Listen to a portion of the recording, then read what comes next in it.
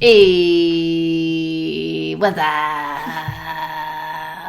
Heather, do it. I've never been able to do that. You just lower your voice. No. Hey, welcome to Talk Comics to Me. It's Champenstein. I am Heather. Look, your voice was... now it's just doing that like I have to.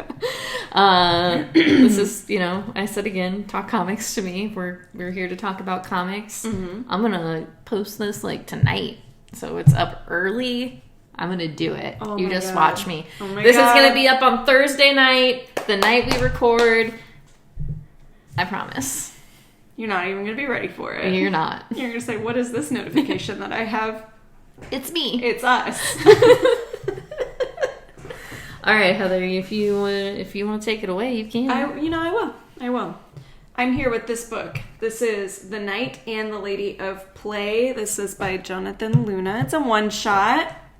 This is about a soldier. I'm trying to get it so there's no glare. Yeah, I'm sorry. The lighting in here sucks right now because of daylight savings time. I'll figure it out at some point. Yeah, if only we lived in Arizona.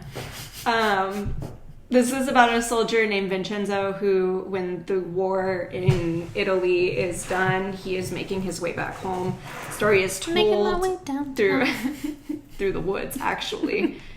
The story is told through I threw you off on that one.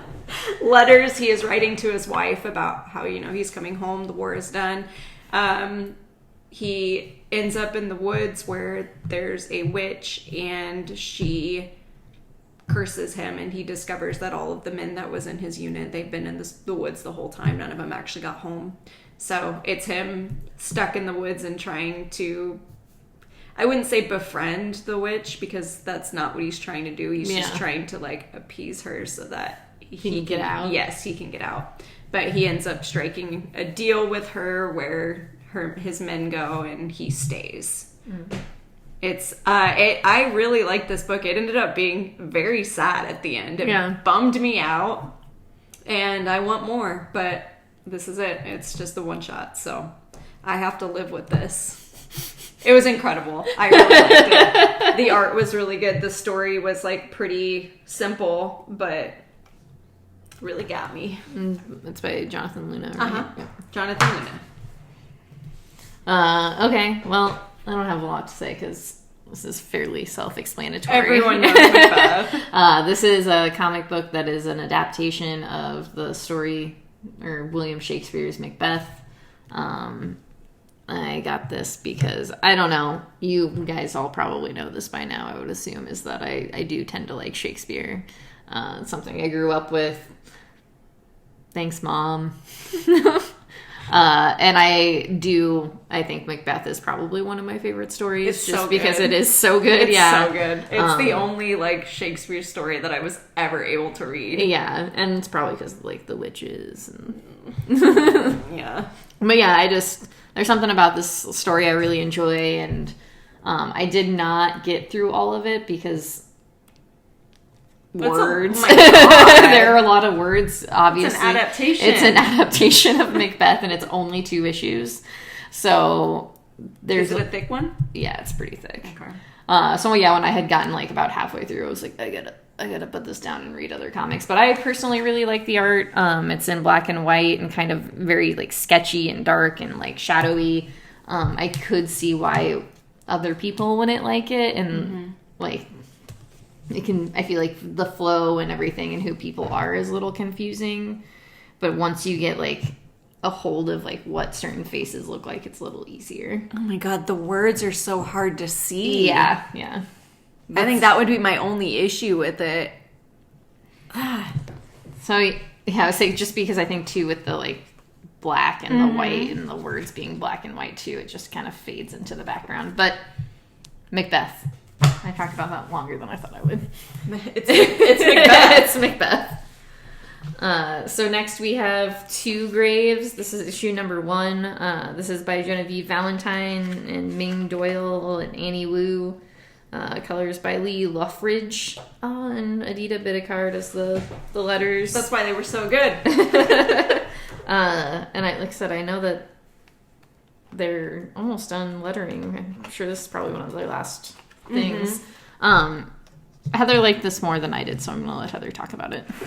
Yeah, so let me just say a few things that I liked about it, because I do understand why you didn't like it. Yeah. Because I did have a difficult time reading it at first, but I think that's... I don't know. So it's just basically about this girl who is on a road trip with death. That's literally it. It is kind of confusing in the sense that, like, we don't know why she is there. We don't know what their relationship is, like, why they're together. And, like, he says some things within it that makes it feel like she is something more important to him, but we don't know why. Like, we don't know anything. And I think that's why I liked it. But again, I also get why. Yeah, I just felt like the story, like, lacked, like, I could definitely take it like that, because I understand the story's going to unfold as it goes, and you're going to figure out, like, why they're together. But it just, like, their dynamic and relationship felt, like, very stiff. Yeah, because it jumps all over the place. Like, the way, again, it's... So, yeah, there's just, like, little aspects of it that I just, like, just didn't vibe with me. I like the art a lot. Yeah, the art was really good. I like the colors a lot. Yeah. And in the back, there's I don't know how to say that, columbarium. Sounds right to me. Columbarium. Yeah. Just about stars and death and stuff like that, and it is very interesting, and I really, really liked reading that.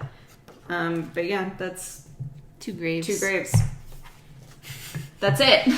So yeah, I don't know. Like, I'm sure. I don't know if anybody. I don't know who likes it. I don't know.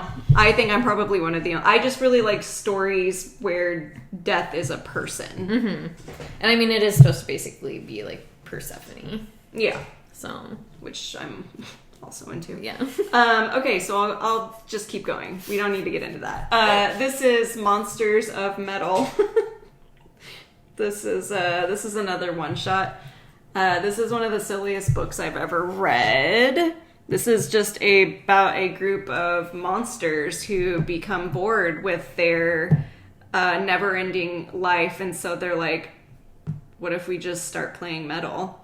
And they decide they're really good, so they want to take it on tour, but there's the rule that monsters cannot blend in with humans at all. They can't be around humans. If humans discover who they are, then they have to be killed. That's just the end of it. So they front as, like, that's their costumes, and they are the Monsters of Metal. It is so silly. There's a lot of stuff that goes on in there, like the guy that's on the cover here, the guitarist, that is Frankenstein's creature. Okay. And the entire time he is pining after the bride of Frankenstein, and she doesn't want to be with him because she's like, we're basically made of the same parts. Like, that's gross. It's incredible. There's a lot of, like, really small stuff that happens that's really funny. So it's very goofy, and I liked this so much. Medusa's banging some dude, and she turns him to stone, and their response to it is to just throw him in a dumpster. It was just very silly. I'm very pleased with it. Remind you of, like, 80s camp? Yeah. Very much so. Because it kind of looks like that. Yeah, but it's also being told as, like, a home movie about, like, why they're doing it and stuff. And the werewolf guy is my favorite because he keeps turning back into a human, and he's always confused, like, oh my god, where am I? And then he's like, oh my god, it's happening, and then just turns back into it. That art is really good. Yeah, it was a lot of fun. I really, really enjoyed this book. So, that's it. Monsters of Metal. Alright. I got a book that I forgot I ordered. I mean, when you order things 3 months in advance, I think that happens. Yeah, very true. And sometimes I'm just like, just add it. Yep. What's the worst that could happen? Bad things. So this is The Voices of Water. This is by Tiziano Sclavi, and Werther del Edra does the art. He also does the art for Something is Killing the Children. Here's the book. This is about a man who hears voices when it rains or when it's like water. Stavros. Yeah, Stavros. And yes, several different voices talk to him, sometimes whispering, sometimes yelling, whenever he hears water running.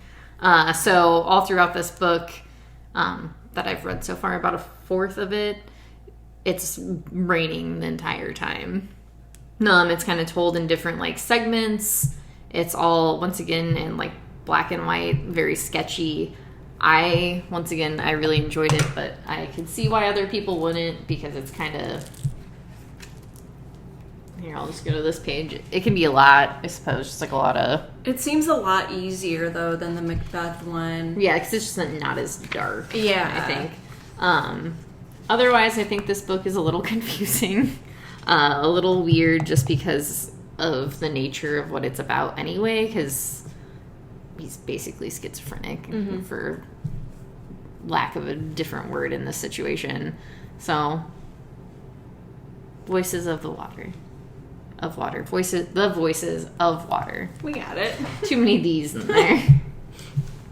Scooch him over a little bit. Okay. So next we have Gospel. This is issue number 1. Another book by just one person, Will Morris. Makes it easy. Mm-hmm. Thank you. Heather, you talk about this one too.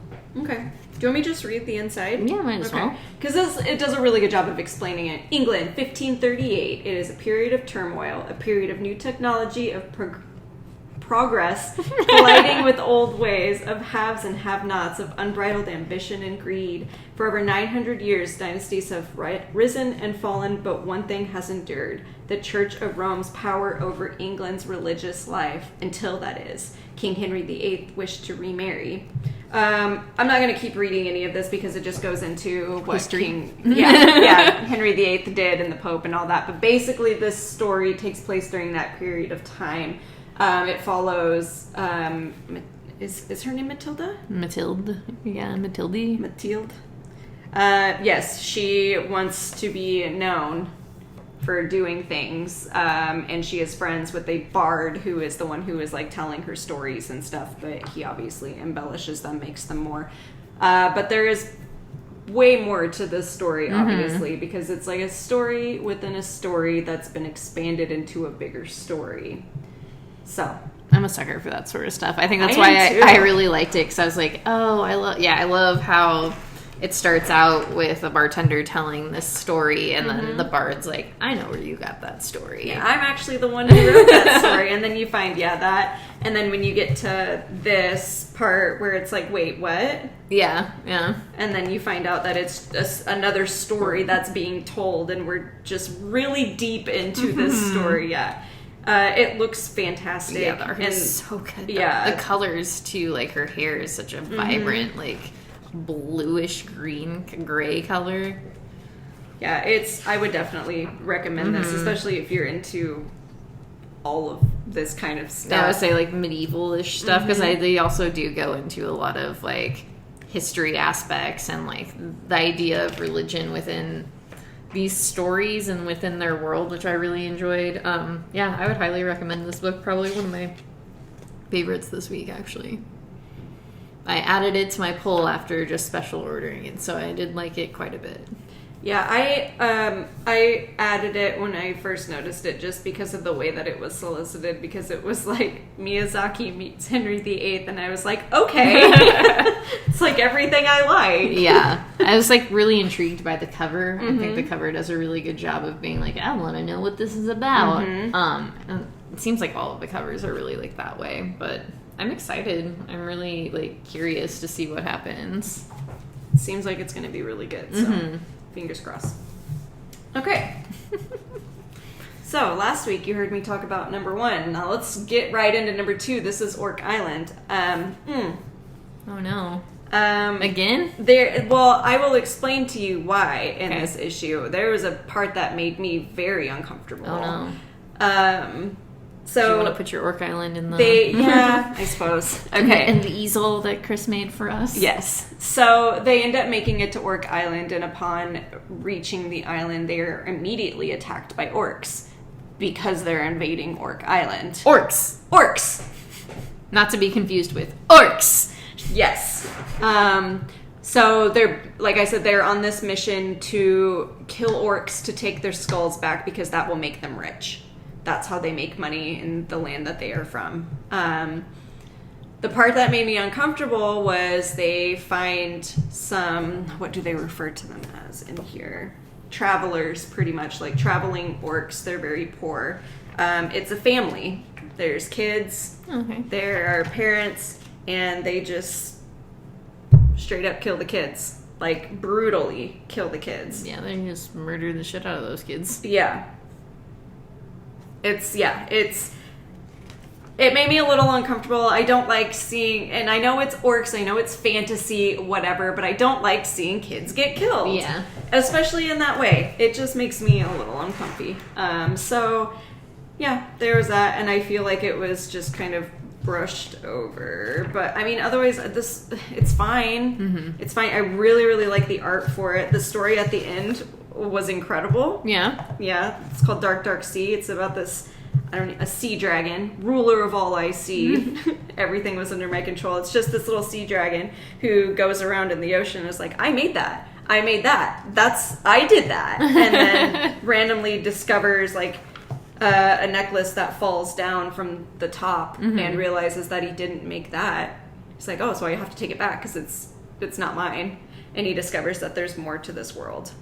Oh. He says, I'm just a part of a world that's all around me waiting to be discovered. Okay. That's nice. Yeah. It was very cute. I didn't create my world. But yeah, I think that was my favorite part of it, was just that little end story. And again, I don't dislike this story at all. I think it's fun. It's a really cool idea, but there are just parts of it that don't feel good. I don't like how they go to this island and just start killing these orcs. They just want to be on the island. It's their island! So I have Batman vs. Robin. This is issue number 3. I think there's only one more? I thought there was only 3. For some reason I thought there was one more. I might be wrong. I mean, the way this one ends, it feels like there has to be one more, honestly. I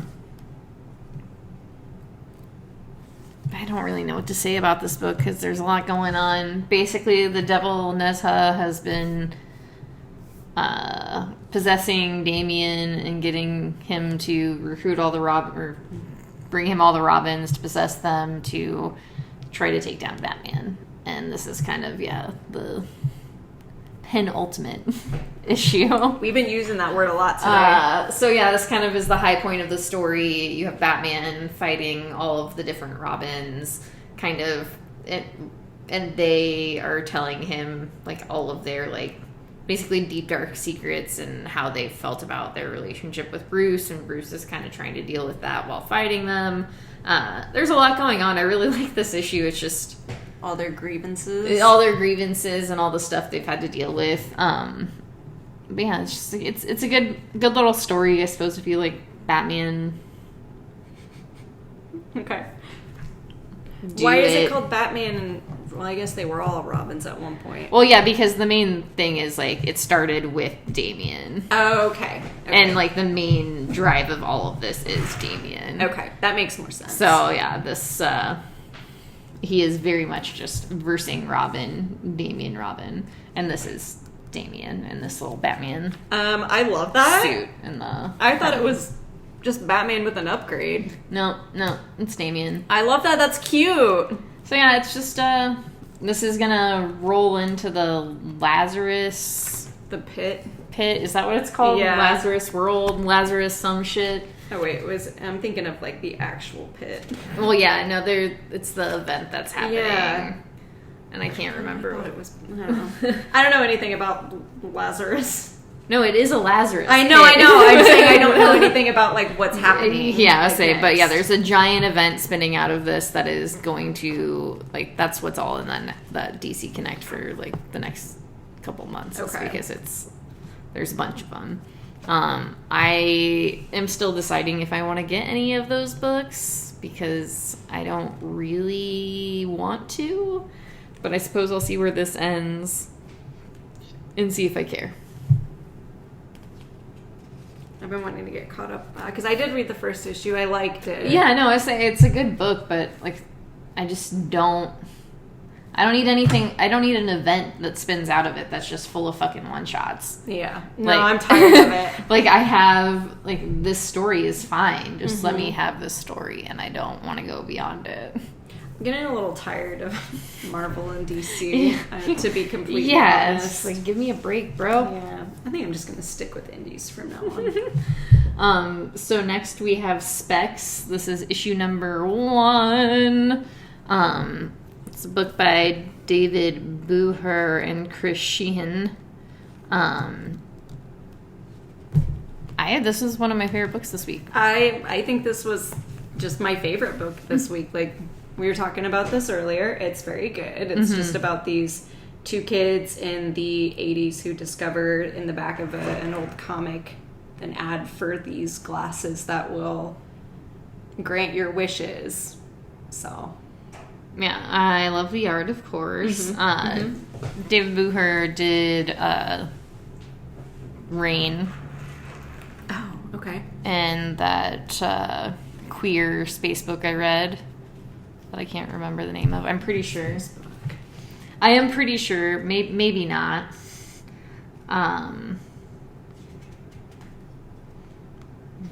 Canto.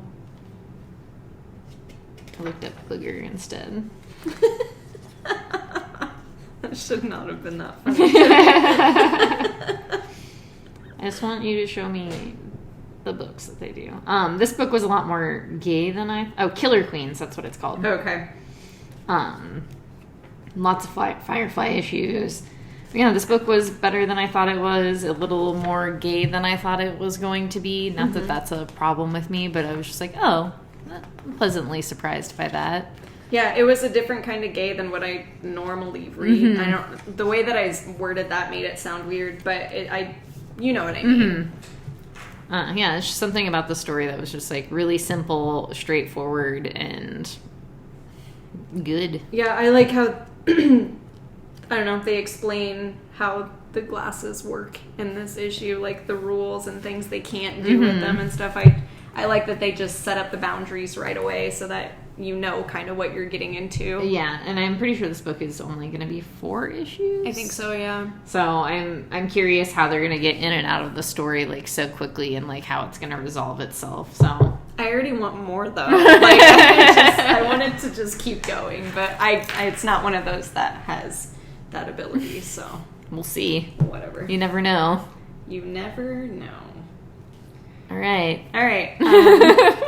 So I'm not going to talk about this one because I didn't actually read it. This is Wildcats back from a little break. I don't know what to call it. It hasn't been out for a while. Like 3 years. 3 years, yeah. It's been because it wasn't through Vertigo before, right? Yeah. So it's been the past 3 years, and because nobody wants Wildcats or needs Wildcats. Right. So I feel like I have to defend myself here.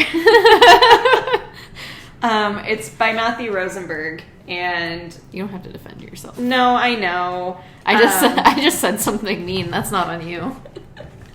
I don't know why. I think I only special order this first one?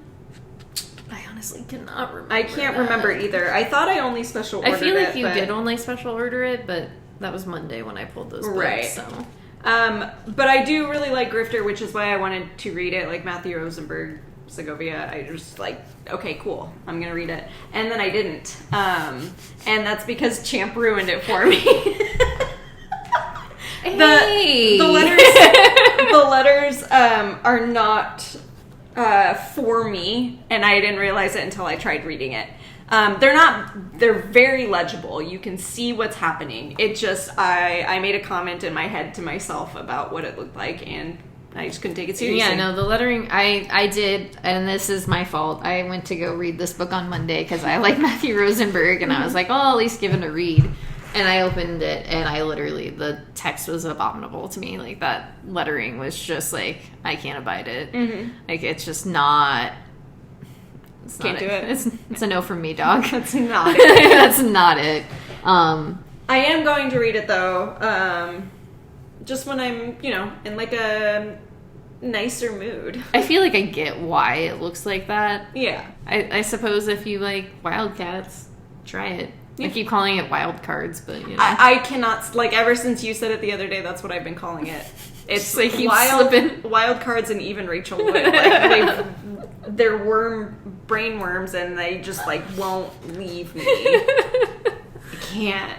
I guess I will talk about my next book. After School, this is issue number 4. This is the last issue of this. So this has just been an anthology by different people each time. This one is by Leon Hendricks III and Eric Zawadzki, sorry, bro. And Fabiana Mascolo does the colors.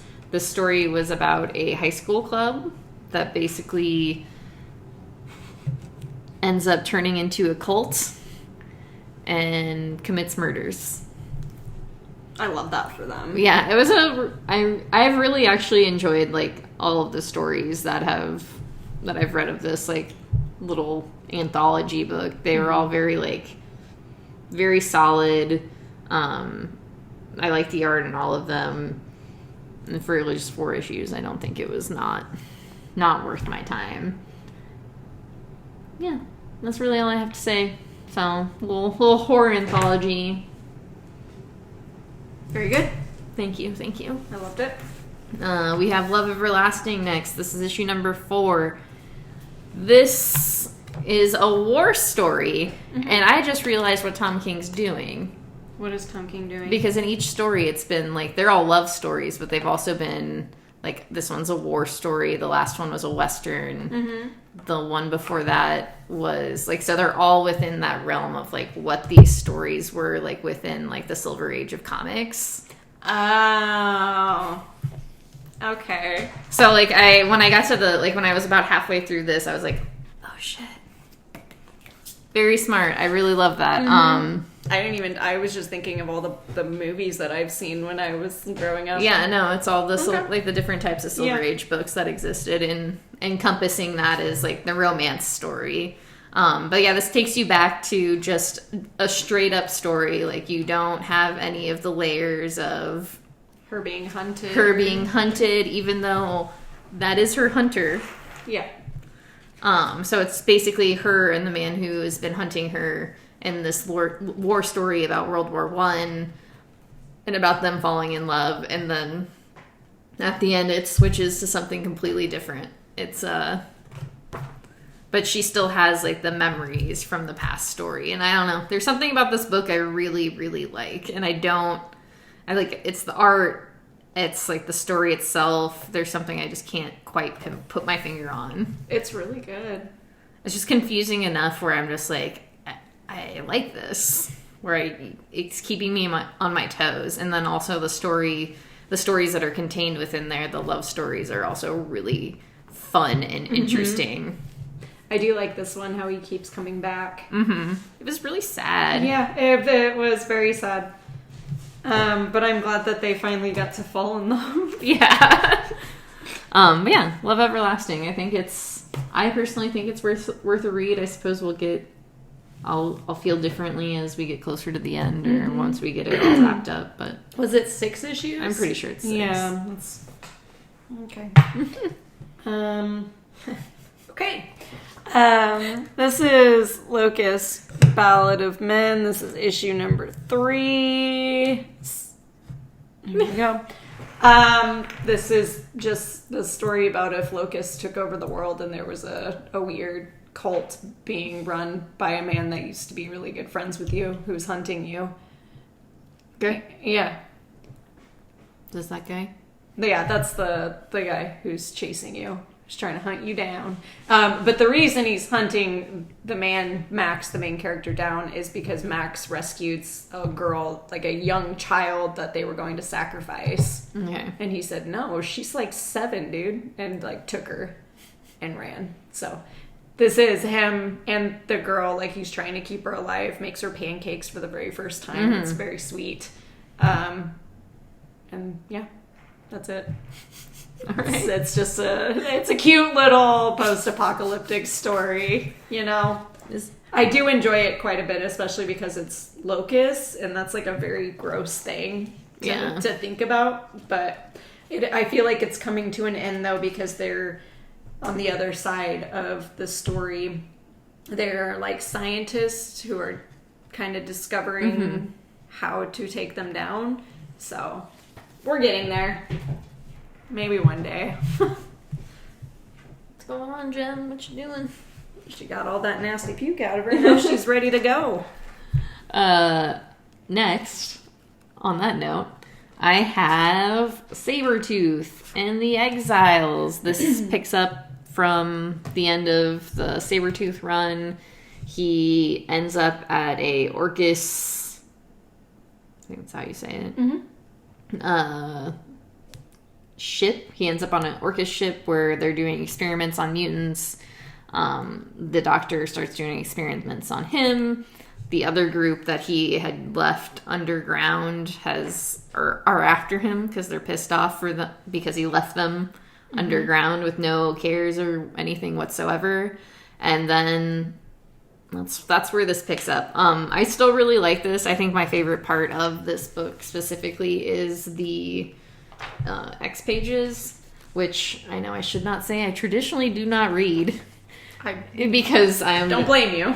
They have important information, but a lot of times it's like easily skimmable and you can just kind of like figure out what you need. But with these, I just really like what they're saying within the book, like the little story itself. This one especially, I'll just read like a little bit of the end of it. Basically, they're just Mole is talking about how there's an overstory that's about gods and heroes and the good deeds and pretty faces. It's the stuff they tell you that matters, about the kinds of people who matter. And then there's an understory about folks like Mole, and maybe you too. That's where we live and breathe. And you can guess by the name, the understory is usually hidden and ignored.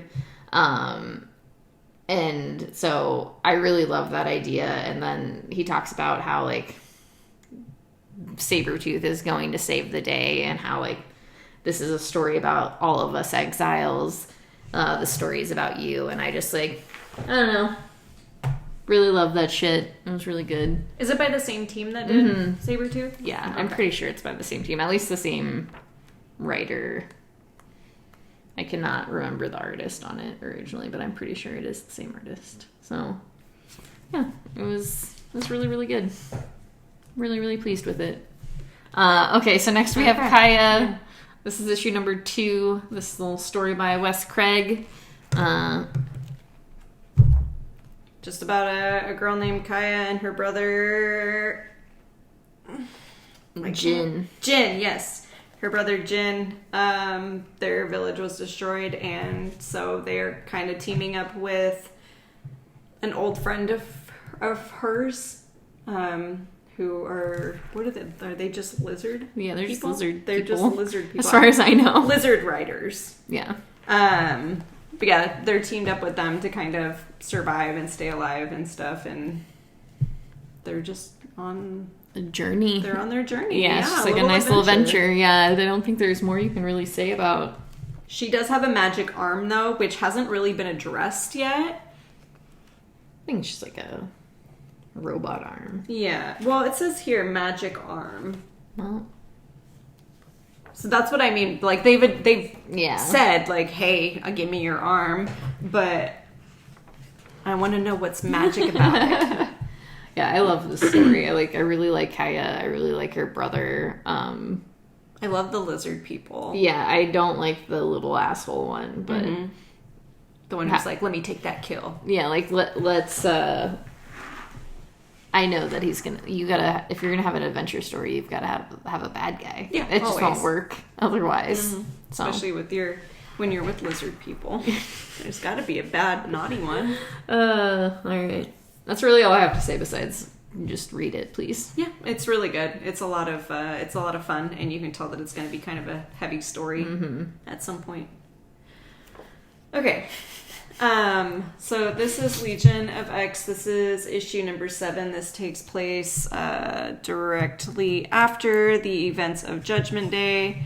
Nightcrawler has been infected with something and he's growing horns and he doesn't know why and it's stressing him out, so he's going on a little quest, I guess, to figure out what's wrong. He goes to see Sinister first, and Sinister is very sinister-y. And by that I mean he says some really funny shit.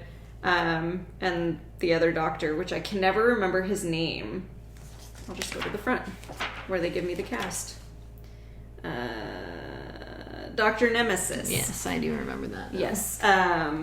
They're kind of arguing over who's going, or who would be better to help Nightcrawler in that sort of situation. But of course he goes to Sinister first because Sinister is the one who deals with like all the mutant stuff. Mm-hmm. He isn't able to. He straight up just kills Nightcrawler, which was really funny. It should not be as funny as it is, but it made me laugh. And then in the altar where David and Blindfold are, Doug and his other self. What is he called? Damn it, I have to reference the names again. I wish I was better at remembering names. Cypher? Oh, of course. I'm pretty sure, yes. Because he doesn't, since they're in this other space, like this altar area that David like created, he doesn't show up how he normally does. But it is Doug's friend. Yeah. They go to the altar to visit David for some information on stuff.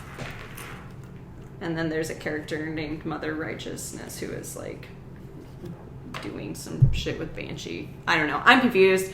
I don't know what's really going on here anymore. There's a lot. Like, when it was just following one person, I was like, cool, I got this. But since there's so many different stories in it now, well, not even stories, it's all one story, but it just follows so many different people. Like, this is one team, and you've got, like, all of these people, and I'm like, I can't keep up with them. Like, I can't remember half of their names. Yeah. I only started reading this because of Nightcrawler. I only care about Nightcrawler. And he's turning into a demon. So I don't know. It was fine. It was fine. I feel like I'm just burnt out on X-Men books. Like, I feel like I just can't do it anymore. Like, there are just so much. Like, I get excited every time I see, like, a Legion of X or, like, X-Men Red, but then I read it and I'm like, oh, okay, that was it?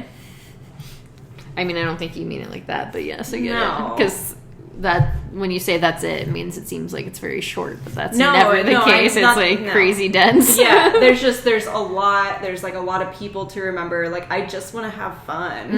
I am tired of these wars. I'm tired of all these events. I'm tired of like one event making 12 books. Like, just give me one. Yeah, I feel like after House and Powers, we've both been kind of on X-Men burnout since we grabbed all of the X-Men books. And then it's just like, it is really hard. I get it. That's why I only have like the 2. It just sucks because like in each of them there's a character that I really enjoy, or I like am interested to see what they're gonna do with it, and like you miss one issue and then all of a sudden all this shit happens. So I don't know. I'm gonna keep Legion. Just, I do want to at least the rest of this story arc, because I am like, what the fuck is happening to Nightcrawler? Who is that? Yeah, it's weird. It doesn't make any sense. Why is it happening? Anyway, okay, on a completely different note. I have It's Lonely at the Center of the Earth. This is a book by Zoe Thorogood. This documents 6 months in her life. She suffers from, I would say, extreme suicidal thoughts and tendencies. And this book kind of chronicles those very, very honestly. I would definitely suggest that if you do pick up this book, which I do highly suggest, just be in a comfortable place. You don't necessarily have to be in a comfortable headspace, because that's not necessarily always the case for everybody, but I would suggest to be somewhere where you feel at least a little bit of happiness, because this will bring you down. I have only read about a fourth of it, but I really, really, really like it. I love her art style a lot. I like how she's exploring her life in a really interesting way. There's an aspect of this book that just like blew me away because while she was doing this book, she was finishing up the art on Rain. And within this book, she brings in like the characters and like stuff from Rain to like talk to her. Mm-hmm. And I was just like, I thought was something that was really, really cool. She explores like several different types of art styles within the book itself, which I really, really liked. Overall, I think this is something that's worth picking up. Like I said, I just feel like making sure you're in a space where you feel comfortable and happy-ish is like super important, just because there's a page in there that like really fucked with me personally, and I'm usually pretty good about that sort of stuff. So I think it's worth picking up. It's $13, $12.99. It's not bad. And there's just so much there. And she's so young. She's only like 23, so I think that's wild. Just like, you know, but you don't quite know yet, young one. So, yeah. 23. Yeah. I mean, I had suicidal ideations when I was 23 too. Yeah. Okay. It doesn't change the mental illness of it. No, I just was expecting her to be a lot older. Yeah, no, I think that's something that, like, that is the one thing I do preface this with, because I do think that's something important to keep in mind, just because you're a completely different person when you're 23 versus, like, 10 years down the line. And I think this will be something interesting for her personally to like see and explore later, because it's, I think, going to feel different for her, you know? That would be hard. But like, this is also on just such a huge scale that, I don't know, it's hard to be that vulnerable on such a big scale at such a young age. So I do applaud that. I think no, I'm not even going to get into it. It's just going to take forever. I was going to say, I feel like it's a lot harder for, like, people our age to think about doing that at that age.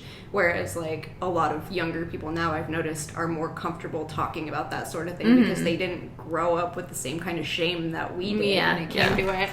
But I like that. I think everyone needs to talk about that kind of stuff. So it makes me really happy to see younger people talking about their feelings like that, because we didn't get to. So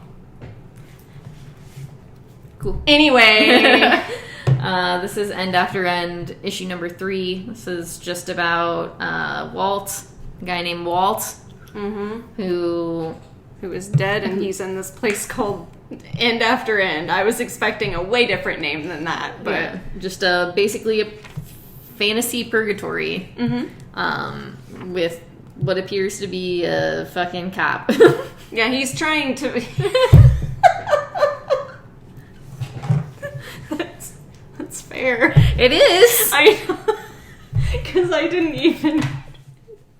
When I was reading it, that's not how I took it at all. I was like, oh, cool, he's got a gun.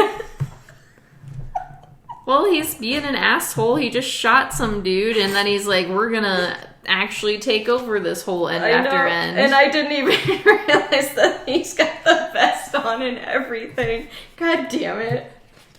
I just thought it was some dude who, like, killed himself, and that's how he ended up with the gun in purgatory. I mean, it's possible. Yeah, I mean, he could be like a fucking Unabomber situation, or like any dumb fuck Republican who wears stupid vests around town like they're big strong men. Who said anything about giving? Yeah. He's got sunglasses on the back of his head. I like this book. This issue was particularly weird. Yeah, it was kind of hard. With some cuts. And I think the story as a whole felt very, like, in this issue specifically, like, staccato, for lack of a better word. Just very, like... It very much was like that. Because in every issue, they've been doing, like, a flashback of, like, some important moment in his life, which I think is really cool. But in this one, it just felt really out of place. Yeah, I don't disagree with that. But yeah, I'm excited to see what happens. Excited about to see what happens to this cop.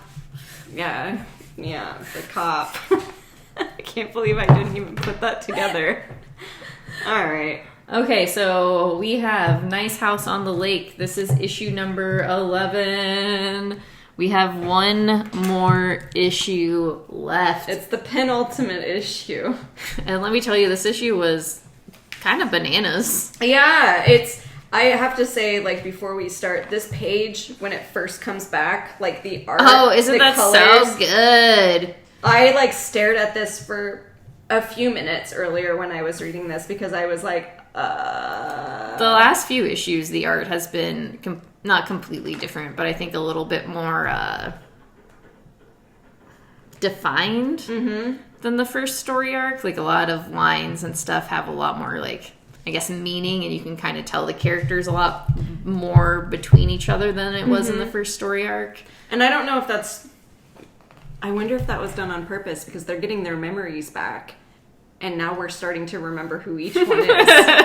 I'm telling you, this book must mess with our minds, because that's like when I said we had that break and I couldn't remember anything, and they couldn't remember anything. It was like, you really are put in their place. It makes you feel like you're going crazy like they are, because it's hard to explain. It's very hard to explain. Well, and I like how when they're getting their memories back in this issue, it's also kind of telling you what had happened in the last several issues, so you're able to, like, go fully around without actually having to necessarily, like, go back and read those issues. It adds that depth to the story still without being repetitive. Yeah, this book is something else. I love it so much. Like, I'm so ready to see how it ends and see what happens. And all the twists and turns in this issue, that page in the deprivation tank, it gave me the willies. And then there's that twist at the end too. Well, not the twist, but the reveal at the end where you, like, see what's actually happening. Yeah, this is going to be a crazy ending, and I love this book. I did not expect this silly little book to, like, be as good. I should not have doubted it, but I did not expect it to be as good as it is. Well, I think within that first issue, it felt like something you had read or seen before, you know? Like, the tone of it, the way, like, this is what happens. It's just like, well, yeah, I've read a story that's like this. I've seen a movie that's like this. But, like, the way that it, like, really, like, the story unfolds, and, like, the way that everyone learns about everything, and Walter and his relationships with everybody are just so intriguing, and it's just such a great, like, character piece. Yeah, because, like, why? Why did you do this? Why? Especially, because they even introduce his parents in this one too, and it's like, why? Like, I don't even know. I can't wait for this last issue. It's gonna be fantastic. All right, another penultimate. This is Do a Powerbomb. This is issue number 6. I don't have a whole bunch to say about this particular issue, just because we are near the end. I love this cover so much. Yeah, this cover is so good. But yeah, you're just learning more. Like, you learn more backstory about, why can't I what's her name? Lona, yeah. Or the mom. The mom. Shoot. Una? Okay, there's... I just remember Steel Rose. Steel Rose. Yeah, I can't remember what her name is. I'm sorry. No, you're good. You just learn more about the relationship that, like, her dad had with her mom, and how they met, and so just the dynamics, the bouncing back and forth between, like, now and the past, and then Lona's, like, talking to her father about Yua. Their relationship and how things have changed after her mother had died, and it's really good. It's really powerful. Extremity. That's good. It's good. Yeah, this book is, I guess from what you've all told me about all of his other books, they're all very heavy and deep, but this one's very much family oriented, which I think that's like also a theme within his books, because I personally haven't read Extremity, but I know that Extremity is very like family oriented as well. Okay. Even though Murder Falcon isn't about like family, it's still about like found family. Right, which is family. Yeah. I think, I don't know, there's something about Daniel Warren Johnson. He's just so good. Like, I don't get it. I don't understand how he does it. Like, he does such, like, even with this one, it's like the ending is so silly. Like, the one page before the very last page is like the cuts between the past and the present are so insane, because it's like, what the fuck? Because they're done so, like, fluidly, because normally I get confused about that kind of stuff, like, especially if it's the same artist who's doing it, because I'm like, okay, what? But he makes it so easy. Mm-hmm. And like, it's just like, this one thing is really weird and outrageous and ludicrous, and then this thing is really like grounding and human. It's I know I do this every time we talk about this book. It's just so fucking good. And I can never, like, you have to read everything that Daniel Warren Johnson does. I swear to God, you would not be disappointed. This book makes me wish I had a dad. Yeah, and that too. And a mom. Like, yeah. I wish I had parents. Yeah, just like somebody who loves you enough. Yes. Yeah, no, I get it. Anyway, let's do Powerbomb number 6. I know we're pretty far in, so I would say pick it up when it comes out in trade, because I think it would be more beneficial to read that way. As much as I do enjoy having single issues, I think reading it all at once would just make you cry more. So I just feel like it's worth it more. Well, and I think that's the nice thing about this book, though, too, is that it's been coming out regularly, so you don't have like as much of a break, I guess. Right. So you can still emotionally connect with your characters, like, without having like 4 months between. And it is only 7 issues, so that truly does help a lot too. Like, I don't know, limited series, if you're great at building characters, then they're fantastic. So yeah, if you can get in and out, tell a good story, those are the best. That's all I got. Do you got anything? I don't have anything. No more comics? We're out of comics. We're done. Surprisingly. Okay, bye. So yeah, go support your local comic shops. Buy some comic books if you're in Omaha. Stop by Legend Comics on Saturday. Jeremy Hunn and Jason Hurley will be there for their Approach tour, which is their new book. Support your local libraries. Be good to your friends and to each other, and to yourself, honestly, because it's hard sometimes. If you voted, I'm sorry. You know, everything sucks. Well, I don't know. We'll kill him if nothing, I suppose. I don't care. I'll go down. FBI, don't come after me. I'm not going to actually murder anyone. Come after me, I dare you. I work for an insurance company. So yeah, we'll see you on the flippity flip. That was my keys, I swear.